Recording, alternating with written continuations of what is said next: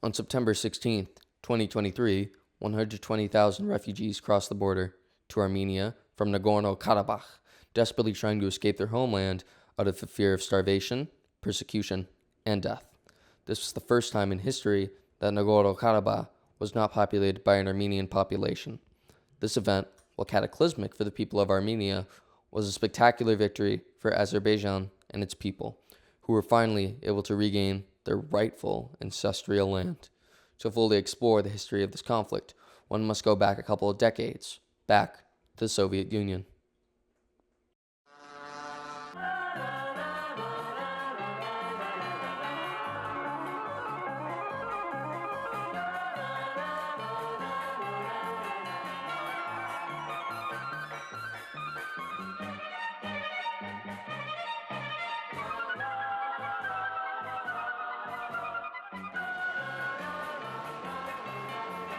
Сегодня хочу выразить признательность.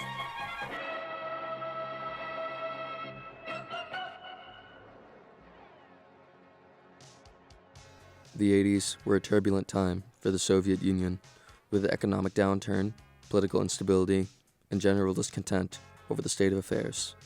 This became the perfect breeding ground for independence movements. It did not help that Gorbachev, at the time chair of Supreme Soviet, was entirely incompetent, especially noticeable during the multiple crises and disasters during his tenure. A global liberalization of relaxation of restrictions was institutionalized in the Soviet Union and abroad. This also allowed a more democratic system with more nuanced representation. And speaking of the previously mentioned crises, the Afghanistan War, which continued from 79 to 89, was a meat grinder where young men were sent to die. In April 1986, the Chernobyl nuclear power plant split open during a test, releasing 20,000 roentgens per hour. It took $84 billion and the sacrifice of some truly brave men to clean up the nuclear disaster. On December 7, 1988, the Armenian town of Spitak was hit with a magnitude 7 earthquake. It left 38,000 dead and over 100,000 plus injured. Gorbachev was kidnapped by Soviet hardliners trying to usurp the Soviet Union.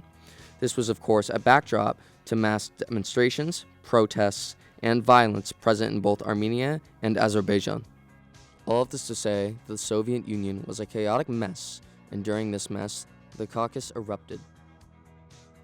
The ethnic tension between them was palpable. In November 1988, in Kirovabad, Armenians were forced out of their homes by local Azerbaijanis. The Soviets moved the local population to Gagarik, a county in Armenia that had a population of Azerbaijanis who were themselves victims of reprisals by Armenians. In early 1988, the Karabakh independence movement gained momentum.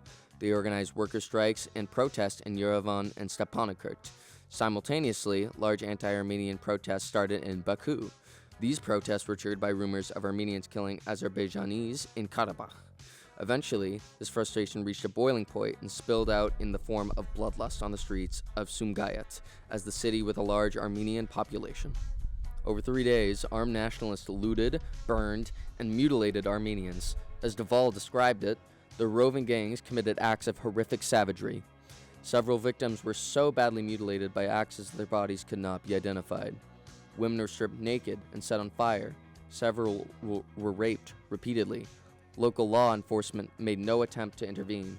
However, sympathetic Azerbaijanis hid them to save their lives.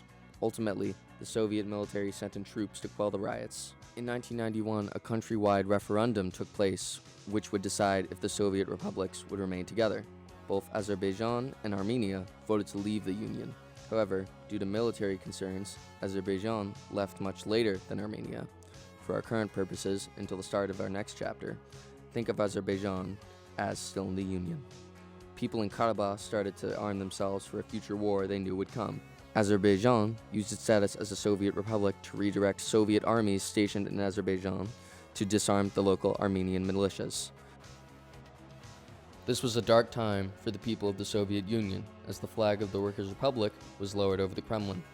After 69 years, the greatest enemy of the American people had just killed itself. The administration and civil services grinded to a halt. The economy was in tatters. There was a shortage of gas, fuel, food, and electricity.